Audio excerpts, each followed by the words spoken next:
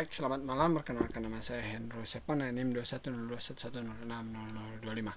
Di sini kami akan melanjutkan untuk mata kuliah praktikum keamanan cyber untuk tugas yang keenam. Oke, saya mulai saja dengan lab yang pertama. Yang pertama itu ada Anatomy of Malware. Nah, di sini ada tujuannya yaitu Research and Analyze Malware. Kita akan mencari dan menganalisis malware. Dan selanjutnya kita langsung saja ke pembahasan kita.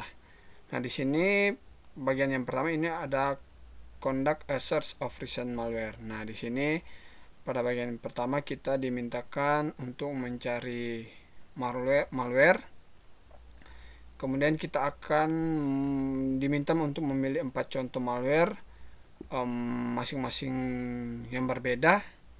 Kemudian kita dimintakan untuk mendiskusikan malware tersebut, apa itu malware, apa itu, kemudian bagaimana itu ditransmisikan dan apa dampak yang dihasilkan atau ditimbulkan. Nah, di sini ada beberapa contoh malware, ada trojan, hoax, ada hardware, ada malware, POP, exploit, dan vulnerability. Kemudian di sini juga ada beberapa website yang disarankan untuk mencari malware. Nah, ya. Langsung saja kita masuk ke bagian yang kedua itu. Di sini kita akan membuat sebuah summary yang menjelaskan tentang apa itu malware, bagaimana itu ditransmisikan dan apa yang dampak yang ditimbulkan. Nah, di sini yang pertama saya sudah cari. Yang pertama saya memilih trojan. Trojan ini adalah jenis malware yang disamarkan sebagai perangkat lunak yang berguna atau bermanfaat, tetapi sebenarnya memiliki tujuan tersembunyi yang merugikan pengguna. Nah, trojan ini disembunyikan dalam perangkat lunak yang asli atau meniru perangkat lunak yang asli untuk menipu user. Nah, di sini ada beberapa cara yang dapat dilakukan untuk mentransmisikan trojan ini. Yang pertama itu menggunakan email atau pesan teks. Yang kedua itu ada menggunakan unduhan yang tidak aman. Nah, di sini dibilang untuk mengunjungi situs web yang tidak aman. Kemudian itu ada mengeksploitasi kerentanan. Yang berikut ada P2P file sharing atau peer-to-peer, dan yang berikut itu ada dampak. Apa sih dampak yang dihasilkan oleh trojan ini? Yang pertama itu pencurian data. Berikut ada pengendalian jarak jauh atau komputer kita akan diremote dari komputer mereka. Berikutnya ada merusak sistem tentunya. Kemudian ada spam dan phishing. Kemudian ada peretasan identitas.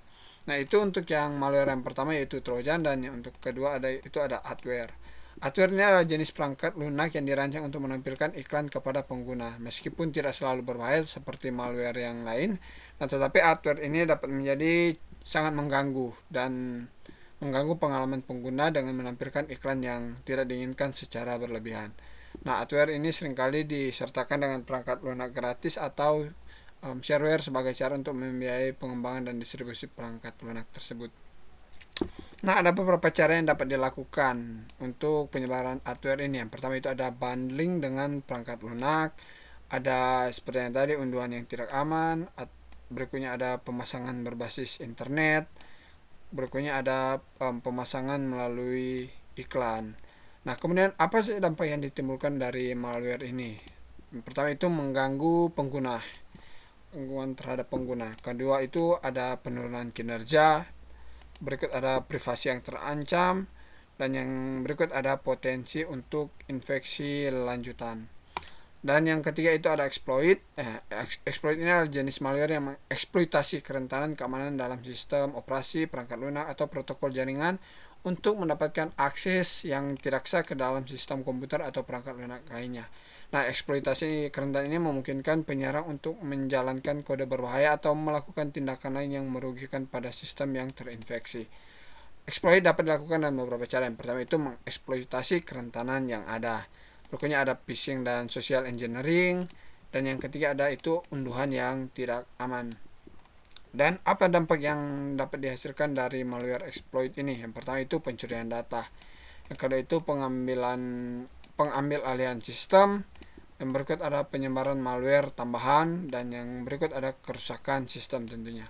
Dan yang keempat itu saya memilih vulnerability.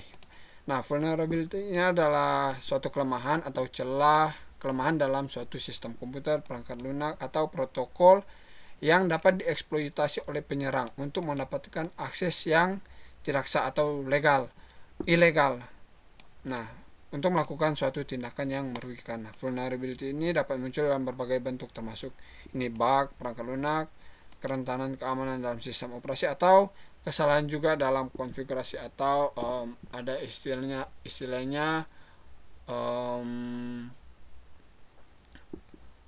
kegagalan konfigurasi keamanan, atau security configuration failures. Dan berikut ada beberapa cara yang dapat dilakukan untuk memanfaatkan vulnerability ini.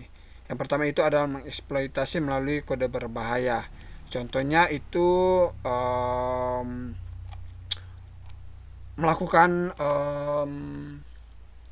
SQL injection, itu yang dapat dilakukan.